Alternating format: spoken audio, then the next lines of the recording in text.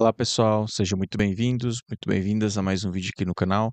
No vídeo passado a gente estava falando um pouco sobre noções de SEO, né? Nós vimos alguns conceitos básicos e também vimos um pouco de palavras-chave sementes, né? Então, se você não viu, link aí que está aparecendo e vai lá para conferir antes de vir para cá. Bom, agora a gente vai falar um pouco sobre conteúdo, né? E para o SEO, o conteúdo é rei, né? Porque muitas vezes, depois de nós termos escolhido nossas palavras-chave, agora é a hora de criar bons conteúdos, né? E muitas vezes é a base do SEO, né? E a gente viu que o Google ele valoriza muito quem fica bastante tempo no nosso site, né? Porque ele vê que aquilo ali pode ser relevante para o usuário, né? Ele vê uma série de fatores, como nós vimos, mas agora, né? As pessoas adoram um bom site. E isso pode ajudar no mecanismo de pesquisa, porque ele vai realmente medir isso. Então, como criar um bom conteúdo, né? O principal segredo ali é se ater a modelos de conteúdos comprovados que foram projetados especificamente para o ranking do Google, né? Então, uma pessoa já realmente publicou várias fórmulas que nós iremos ver aqui, porque esses modelos eles aceleram o processo de criação de conteúdo entre 5 e 10 vezes, né? Por exemplo, essa apresentação que eu montei aqui brevemente para dissetar um pouco sobre esse conteúdo que eu estudei, eu gastei tipo 20 minutos para fazer, né? Se eu fosse colocar do zero, eu teria que criar cada termozinho, mas eu entrei no Canvas, peguei um modelo que era mais ou menos condizente com o conteúdo que eu quis e publiquei aqui, né? E estou gravando agora para você. Então isso também ajuda a garantir que o conteúdo está pronto para se posicionar no Google, né? Um exemplo, por exemplo, é o post de lista expandida. O post de lista são os nossos conteúdos principais, né, por um bom motivo. São uma coleção de dicas mastigadas que as pessoas podem usar para obter um resultado específico, né, que é exatamente o que a gente procura. Isso também vai muito com documentação, né? Geralmente, quando eu criava alguma coisa ali, um processo novo para captação de dados, transformação e carregamento, eu documentava todo o meu processo, realmente com uma forma de uma lista, né? Então eu falava, olha, faz dessa forma, carrega dessa forma, cria tal fórmula, adapta para a base que você vai criar e duplica o modelo e adapta para os seus dados, né? E isso era realmente uma lista, né? Então, o problema é que as listas tradicionais, muitas vezes, elas carecem de detalhes importantes, né?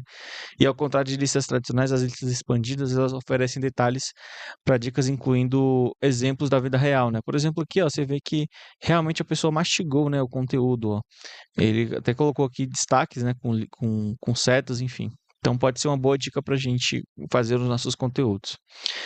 Por exemplo, um exemplo de lista tradicional, né? Vamos supor que você colocou no Google coma ovos no café da manhã. Isso é um termo bem abrangente, né?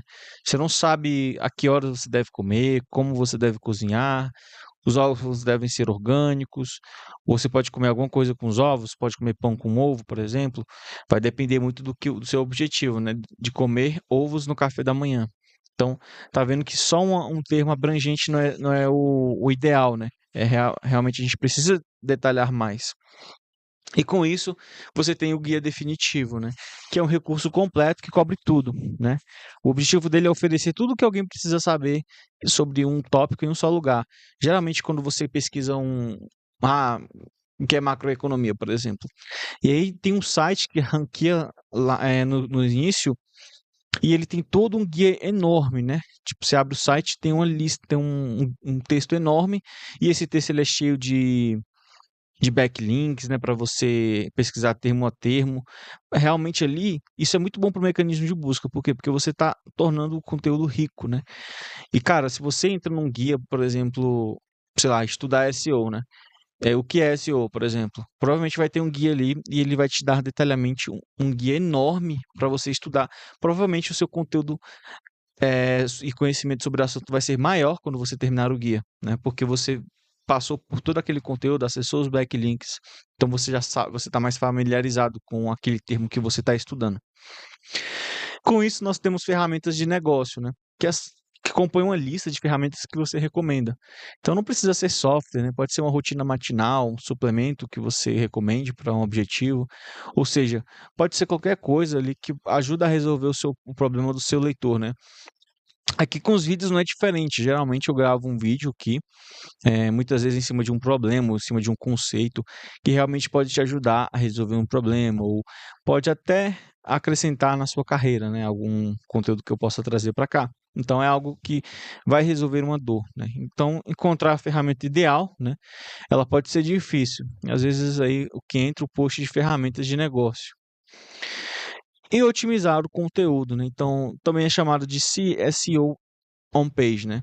Que garante que o Google ele consiga encontrar suas páginas da web e mostrá-las nos resultados de pesquisa, né? Então aqui também entra o conteúdo relevante, o detalhamento, né, útil com frases de pesquisa na qual você quer se posicionar. Então tudo isso deve ser pensado e levado em conta na hora de você escrever. E você precisa informar o Google do que a página se trata, né? E ele vai verificar a página em busca de palavras e frases específicas. Quando ele encontra um termo mais de uma vez, provavelmente ele vai começar a associar a sua página àquele determinado termo que ele encontrou de forma significativa, né? Então, como você já incluiu sua palavra-chave aqui, e termos relacionados algumas vezes, e além de criar o conteúdo, você vai garantir que ele esteja otimizado. E com isso, você deve pensar em um título, né? Que é essencial você ter uma tag de título. O próprio Google, Best Practice for Influencing Title Links, né? It's important to use high quality title next test on your web page, né? Então ele próprio fala que precisa colocar a sua palavra-chave em evidência, né? Muitas vezes eu sei que não é possível, né? Porque pode parecer algo desconexo, mas sempre que possível você pode utilizar ela como um título, né? Não tem nenhum problema. E o Google ele dá mais ênfase para palavras e frases que aparecem antes da tag de título, né? Pode ser besteira, mas sim tem uma influência, né, nessa questão. Aqui também entra os links, né? Então, tudo que precisamos fazer é adicionar links de uma página do site para outra página do site, né?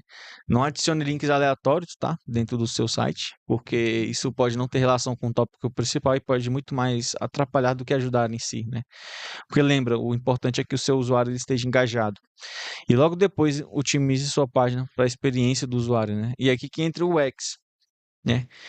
E ele pode ajudar diretamente com o SEO, porque o Google sabe quando as pessoas começam a ir de uma página para outra depois de acessar a home, por exemplo, né? Que é o que está muitas vezes linkado nos mecanismos de busca ali.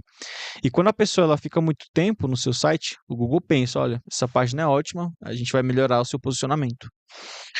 E com isso, onde o SEMrush ajuda, né? Ele tem uma ferramenta chamada SEO Writing Assistant, né? Então, esse recurso ele analisa o seu conteúdo e ele fornece recomendações detalhadas sobre como você pode otimizar ainda mais, né? Então, você publica lá o seu conteúdo e ele vai falar aqui algumas keywords, né, de recomendação, e também ele consegue ver algumas auditorias, né, aqui para você pegar essa recomendação.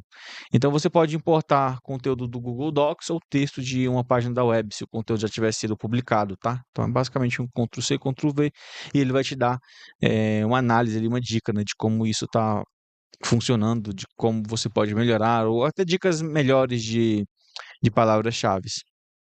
Bom, muito obrigado por assistir esse vídeo, tá bom?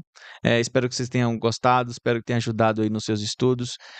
Se tiver alguma dúvida, meus contatos estão aqui, felipe.matos.133@gmail.com, @Felipe Matos Dados aqui no YouTube e Felipe Matos lá no LinkedIn. Muito obrigado e até o próximo vídeo.